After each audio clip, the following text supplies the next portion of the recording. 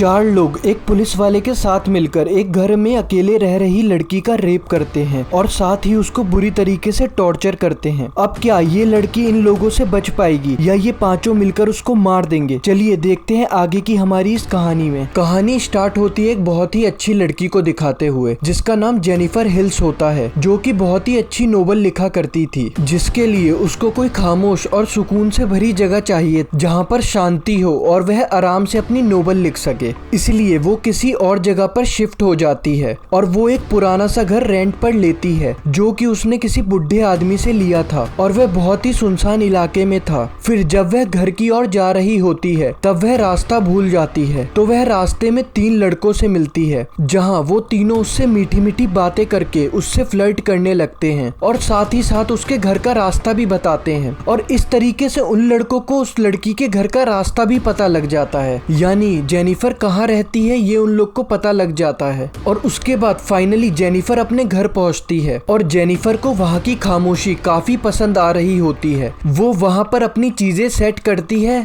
और सब कुछ ऑर्गेनाइज करने लगती है और बड़े मजे से बैठकर अपनी नोवेल लिखने लगती है। वो वहाँ के माहौल को काफी एंजॉय कर रही होती है और अब रात हो जाती है। वह अपने दोस्त से फोन पर बात करने लगती है कि तभी उसको कोई आवाज आती है जो कि उसके घर के बाहर एक स्टोर रूम से आ रही थी। वो वहाँ पर चेक करने के लिए जाती है लेकिन वहाँ पर कोई नहीं होता, वह सिर्फ हवा का शोर होता है। और फिर जेनिफर दोबारा से बैठ जाती है और तभी उसकी ड्रेस पर ड्रिंक गिर जाती है। वो बाथरूम में जाती है और अपनी ड्रेस को धोने लगती है, लेकिन वहाँ पर कोई चुपके से रिकॉर्डिंग कर रहा था। और जब सुबह होती है तो वह जॉगिंग से वापस आती है, लेकिन रास्ते में उसको कोई पुराना सा टूटा फूटा घर दिखाई देता है। उस घर को देखकर वह काफी हैरान हो जाती है और फिर वो घर की तरफ चल पड़ती है। और जब घर आकर वह सिंक की तरफ देखती है और सिंक में से गंदा पानी आ रहा होता है। वो फौरन से प्लम्बर को कॉल करती है। प्लम्बर सिंक को ठीक कर देता है तो जेनिफर उसे थैंक यू कहती है। फिर हम उन्हीं तीन लोगों को देखते हैं जिनमें से एक का नाम स्टैनली होता है और वो वही होता है जो उस दिन बाथरूम में जेनिफर की रिकॉर्डिंग कर रहा था। यह रिकॉर्डिंग वह अपने बाकी साथियों को दिखाता है और स्टैनली बहुत ही अजीब लड़का था। तभी वहाँ पर प्लम्बर भी आ जाता है जो जेनिफर के घर गया था और सिंक को ठीक किया था। और वह वहाँ उन तीनों को बताता है कि जेनिफर ने उससे काफी अच्छे से बात की। फिर वह तीनों सोचते हैं कि वह अकेले रहती है तो हम भी उसके घर जाएंगे और इस चीज का फायदा उठाएंगे। और अब वो तीनों इस चीज की प्लानिंग करने लगते हैं। उन तीनों का माइंड बहुत ही इविल होता है। वह रात में दरवाजे के आगे एक मरी हुई बर्ड फेंकते हैं। जेनिफर बाहर आती है और वो नोटिस करती है कि स्टोर रूम में से शोर आ रहा है, तो वह स्टोर रूम की तरफ जाती है,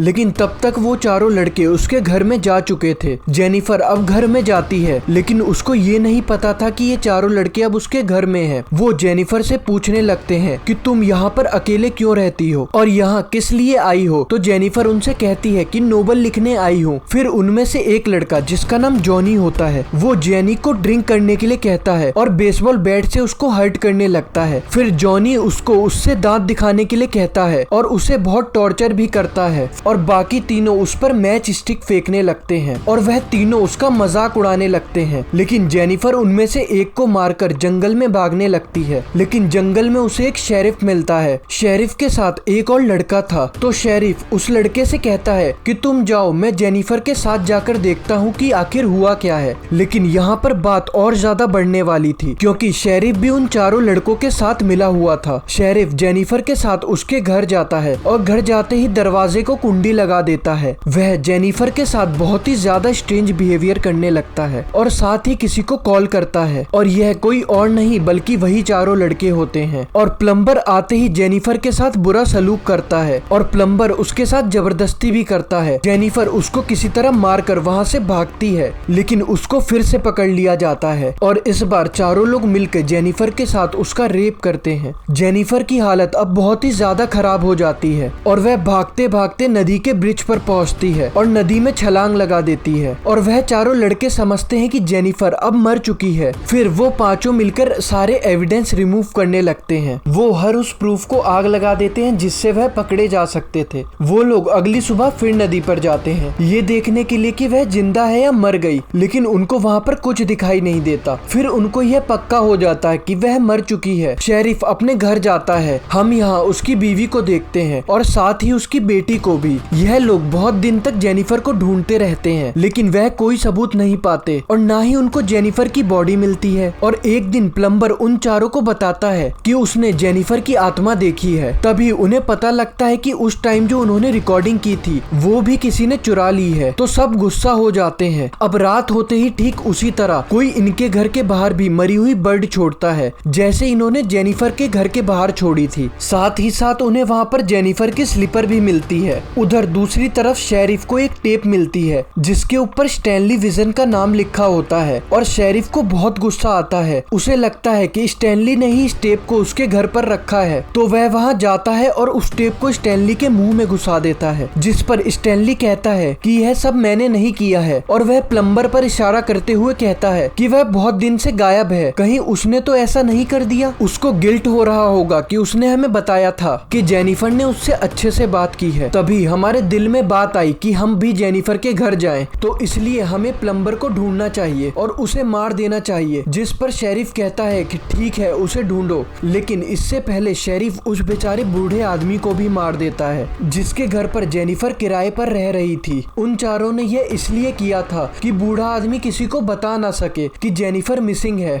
लेकिन अब सवाल उठता है कि वह प्लम्बर इन्हें मिल नहीं रहा था, तो वह कहाँ था? तो वो जेनिफर के घर था। जेनिफर उसके गले में रस्सी डालकर उसको बेहोश कर देती है। अब दूसरी तरफ स्टैनली के एक दूसरे साथी को म्यूजिक की आवाज आती है। स्टैनली और उसका साथी उस जगह की तलाश में जाते हैं जहाँ से म्यूजिक आ रहा होता है और म्यूजिक का पीछा करते करते उसी टूटे फूटे घर में पहुंच जाते हैं जो कि जेनिफर ने देखा था। स्टैनली और उसका दूसरा साथी अंदर जाते हैं। स्टैनली का दोस्त पीछे से घर की तरफ जाता है और स्टैनली घर के सामने से घर के अंदर जाता है और तभी जंगल में जेनिफर सबसे बदला लेने के लिए तैयार होती है। स्टैनली जेनिफर को देख लेता है और उसकी तरफ बढ़ने लगता है, लेकिन उसका पाँव एक ट्रैप में आ जाता है और वह दर्द से चिल्लाने लगता है और अपने दोस्त को आवाज देता है और तभी उसका दोस्त वहां आ जाता है। लेकिन जेनिफर बेसबॉल बैट से उन पर अटैक करने लगती है और वो उनको बेहोश कर देती है। जेनिफर अब 3 आदमियों को बेहोश कर चुकी थी। स्टैनली के दोस्त को उसने अब बांध दिया होता है और वह भी एक बाथ टब के ऊपर जिसमें नीचे से पानी आ रहा होता है। और दूसरी तरफ स्टैनली को जेनिफर ने पेड़ के साथ बांधा होता है और वो उसी तरह से उसकी भी रिकॉर्डिंग करती है और साथ ही वो उसके मुंह में मरा हुआ चूहा डालती है और साथ ही वो कांटा जिससे मछली को पकड़ा जाता है और वह उसको उसकी आंखों में बांधकर पेड़ के साथ बांध देती है और कहती है कि वह जरा सा भी मूव करेगा तो उसकी आंखें कट जाएंगी। जिसके बाद जेनिफर फिश का टुकड़ा करती है और उसके ऑर्गन स्टैनली के मुंह पर लगाती है जिससे कौवे और चीले आकर उसकी आंखें उसके फेस पर से खाएं।